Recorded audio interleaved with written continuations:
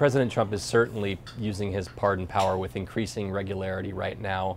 He pardoned conservative filmmaker Dinesh D'Souza. He previously pardoned a Bush administration official named Louis Libby.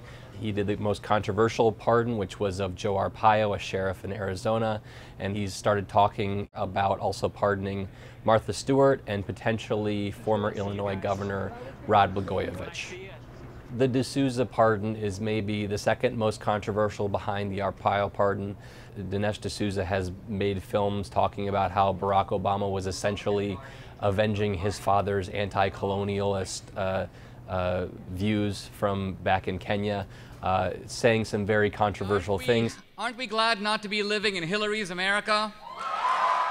The most common analysis of his first pardons has been that these have been political in nature. He's pardoning his allies, maybe to send a signal to other people who are his allies that they could be pardoned if they stay loyal to him. I see another thread running through these, and I think it's that he is pardoning people who he believes and argues have been persecuted by the legal system, either because of their politics or because of who they are. If you look at his rhetoric in the aftermath of all of these pardons almost, he will generally say these people have been treated unfairly by the legal system. I thought he was treated unbelievably unfairly when they came down with their big decision to go get him. I think a lot of this is him seeing himself in these situations. I think a lot of this is about him potentially trying to call into question the fairness of the legal system.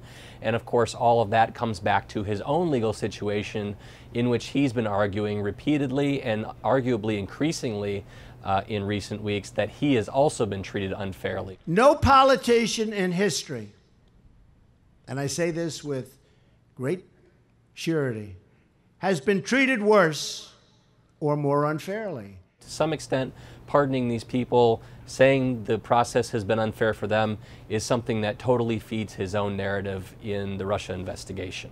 Political pardons are nothing new. These kinds of things tend to happen. Generally, when you're talking about pardons of political allies and controversial pardons, they will come very late in the presidency when you don't have anything to answer for, when you're not running for re-election. President Trump has really rewritten the rule book here, as he has on so many things, by doing these in his first term, doing these for controversial figures, doing these for pretty transparently political purposes. The other thing that's unusual about this, generally a president will inform the Justice Department of a decision to pardon. It will go through official channels. The president has not done that with this. But, you know, going through the Justice Department isn't really the president's style. He has, of course, expressed numerous reservations about how the Justice Department is conducting itself. So the idea that he would go to them and say, I want to do this, and, you know, even not necessarily ask for their approval, but ask for their feedback, that just doesn't really fit with his style.